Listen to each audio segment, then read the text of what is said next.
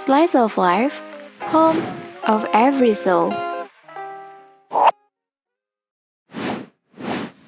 Dalam rangka memperingati ulang tahun Visip TV yang ke-6, Slice of Life kali ini menayangkan spesial episode yang mendatangkan para tim produksi dari berbagai program yang terdapat pada Visip TV, memperlihatkan bagaimana perasaan dan pengalaman mereka selama berproses di Visip TV hingga detik ini. Halo, kenalin aku Feve dari produser Masa Kos. Hai Feve. Aku Aulia dari kreatif Slice of Life. Halo, aku Audi dari produser Kotak Suara. Kalau Bibi? Kalau aku Febinus Fauzi dari SND Visip Talk. Oke. Pada segmen pertama, kedua narasumber akan saling melemparkan pertanyaan terkait pengalaman menjadi salah satu bagian dari Visip TV. Udah siap belum? Waduh, deg-degan banget ya. Apa ekspektasi kalian terhadap Visip TV?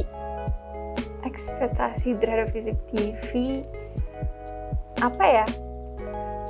Dari awal kayak aku masuk Visip TV kayak berekspektasi biar dapet ini aja sih, kayak dapet temen, karena aku anaknya susah bersosialisasi jujur aja, kayak nggak gampang deket sama orang baru. Jadi apalagi kan aku angkatan 2020 ya, masih offline, jadi kayak nggak punya teman gitu.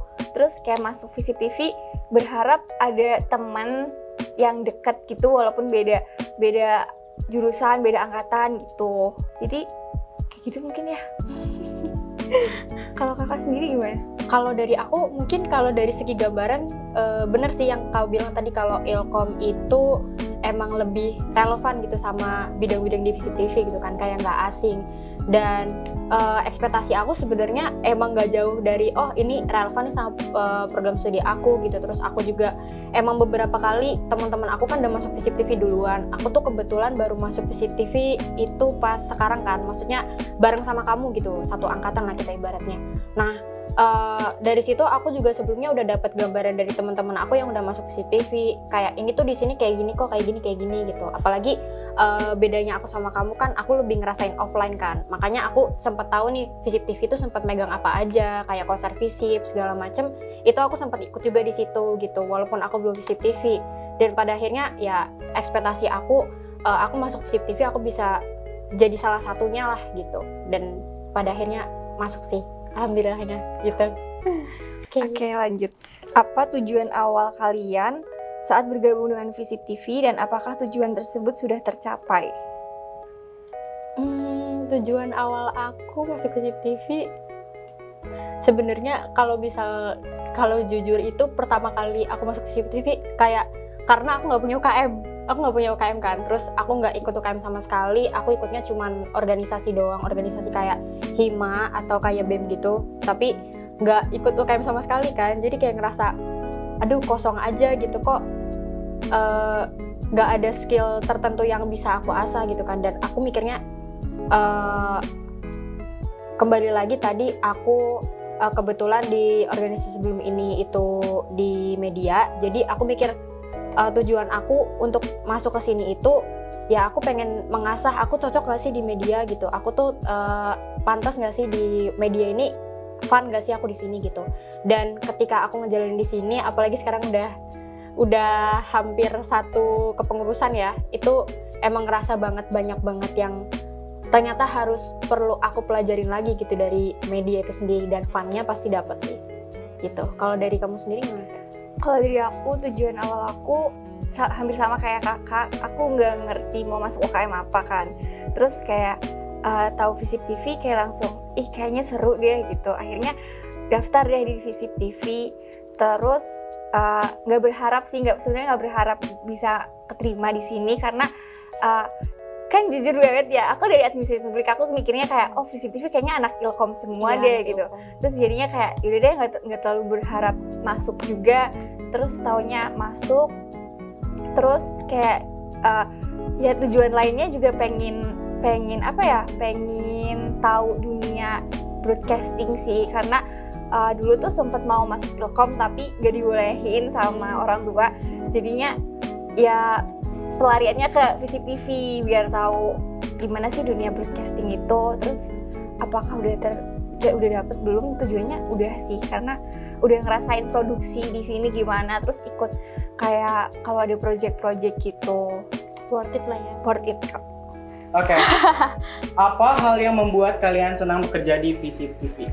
Oke, kalau hal-hal yang bikin senang tuh karena aku tuh ketemu orang gitu, jadinya kayak selalu bikin relasi baru kan.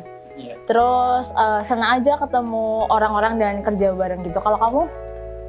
Kalau aku sih karena senang banget karena ini pengalaman pertama ya di pertelevisian, terus juga nambah relasi, nambah pengalaman. Terus kayak seru aja gitu. Kan kita udah lama banget nih di rumah aja ya, gak ketemu orang-orang, dan dengan Visip TV ini kita ketemu orang-orang baru, terus bertukar cerita ya, bertukar wawasan juga gitu. Emang nih Visip TV kayak mempertemukan orang-orang ya? Mempertemukan orang-orang, Parah apalagi sih. dari berbagai daerah ya. Wah, parah sih. Tapi itu seru banget sih. Maksudnya kayak kita yang udah lama dikurung di rumah nih ya sejak Iya. COVID, akhirnya keluar ketemu orang-orang banyak gitu kan. Kayak wow. Wow, it's amazing. Oke, Lanjut oke. Selanjutnya, agak gimana gitu. Gimana hubungan kamu sama anggota lain? waduh apa tuh? Anggota lain di acara program Visip TV kamu, Kosu ya. Iya. Gimana nih hubungan dengan anggota lainnya? Hubungannya sih sejauh ini baik ya, maksudnya kita kadang-kadang suka main bareng gitu, kayak misalnya bikin teaser gitu kan, kadang-kadang kayak kita makan bareng atau enggak setelah produksi gitu tuh di sela-sela istirahat kadang-kadang suka sambil ngobrol, kadang-kadang juga pada suka ngebadut gitu kan, emang Ngebadut ya ya. Karena emang mungkin udah melekat kali ya ngebadut. kecil takut badut, gede ngebadut. Iya. Nggak apa-apa. Oke. Kalau aku sih hubungannya baik-baik aja. Ya, terus kayak kalau misalnya kita habis produksi juga suka kayak main dulu gitu, ngobrol-ngobrol. Kalau misalnya ada waktu selang diskusi, ngobrol gitu sih. Jadi kayak fine-fine aja. Oke, aku lanjut ya. Pernah panik nggak karena dikejar deadline? Wah, itu pernah sih. Apalagi kan aku jadi produser di program Masa Kos kan. Waktu episode kemarin nih, episode 4 itu jujur panik banget karena dari tim pronya juga mepet deadline gitu, belum selesai tugas-tugasnya. Jadi aku sebagai produser juga panik, ini tugas dari tim pro belum selesai, terus aku gimana jalanin produksinya, karena iya kan gitu.